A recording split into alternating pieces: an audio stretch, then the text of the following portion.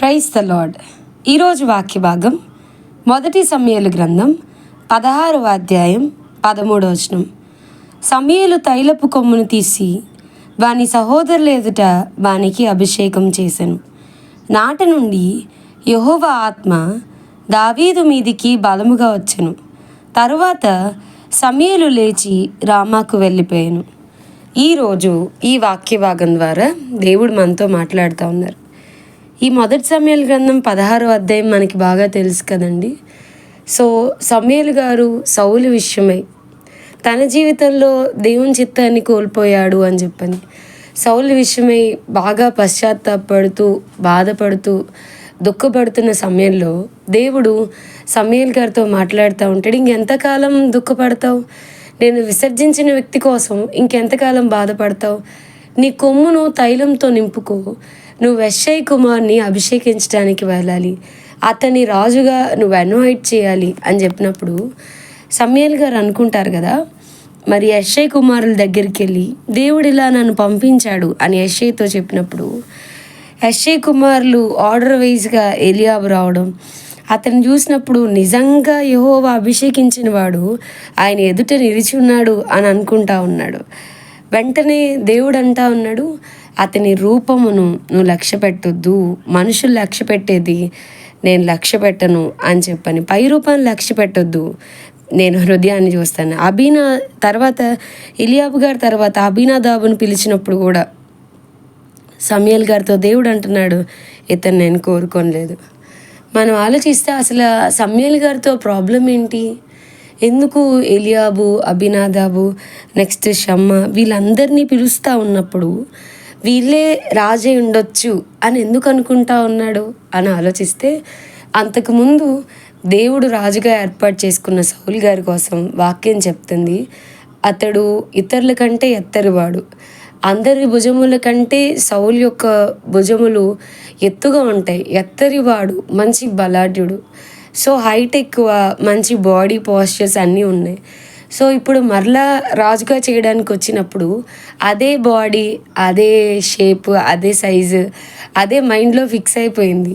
అందుకని ఎలియాబు, అబీనాదాబు, షమ్మా వీళ్ళందరినీ చూస్తూ ఉన్నప్పుడు వరుసగా దావీదు అన్నలందరినీ వాళ్ళు యుద్ధంలో హెల్ప్ చేసేవారు, యుద్ధ వీరులు అని వాక్యం చెప్తా ఉంది. సో వాళ్ళకి మంచి body postures, body position, height అన్నీ మంచిగా ఉన్నాయి. సో వాళ్ళందరినీ చూసి ఇతనే రాజే ఉండుంటాడు, దేవుడు అభిషేకించమన్నవాడు ఇతడే అని అనుకుంటా ఉన్నాడు. సో సమూయేలు గారికి దేవుడు చెప్తా ఉన్నాడు, బహుశా సమూయేలు అనుకుని ఉండొచ్చు, రాంగ్ అడ్రస్కి అయినా వచ్చానా, 7 అంటున్నారు, నా ఎదురుగా 7 ఉన్నారు, దేవుడు కాదని చెప్తా ఉన్నాడే, రాంగ్ అడ్రస్కి అయినా వచ్చానా అని అనుకుంటా ఉండొచ్చు. మన దేవుడు ఎప్పుడు మనల్ని తప్పుగా నడిపించాడు కదండి. బాలుడగు మరి దావీదు, అతను సమూయేలు ఎత్తికి వచ్చేసరికి చిన్నవాడుగా ఉన్నాడు, బాలుడుగా ఉన్నాడు. దేవుడు ఇలాంటి వ్యక్తిని రాజుగా ఎన్నుకుంటాడు అన్న థాటే లేదు. తన అన్నదమ్ముల కంటే, తన అన్నలందరికంటే చిన్నవాడు.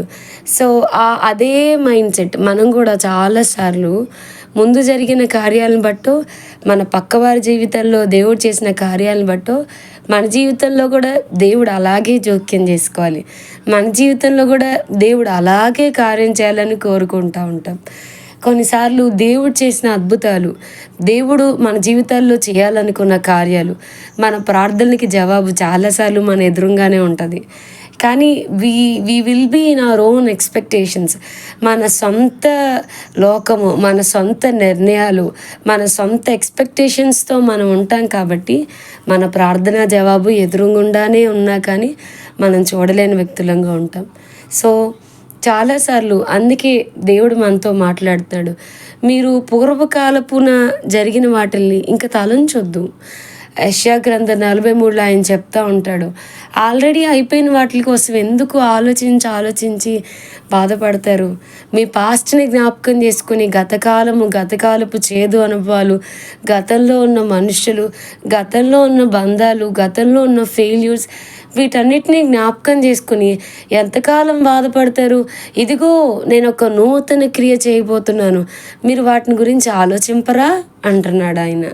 అయిపోయింది. ఇప్పుడు బ్రేక్ అయిపోయిన వెజల్స్, బ్రేక్ అయిపోయిన ముక్కలన్నిటినీ కలిపి మరలా నేను సెట్ చేయగలను. విరిగిపోయిన నీ హృదయంలో కూడా మరలా ప్రేమను ప్రవహింప చేయగలను. విరిగిపోయిన నీ జీవితంలో నుండి కూడా అద్భుతాలను చేయగలను. దాన్ని ఆలోచించవా? ఇంకా గతంలోనే ఉండిపోతావా? ఇంకా అయిపోయిన దాని దగ్గరే ఆగిపోతావా? బయటికి రా అంటున్నాడు. అందుకే వాక్యం చెప్తోంది, మన తలంపులు ఆయన తలంపులు వంటివి కావు, మన ఊహలు ఆయన ఊహలు వంటివి కావు.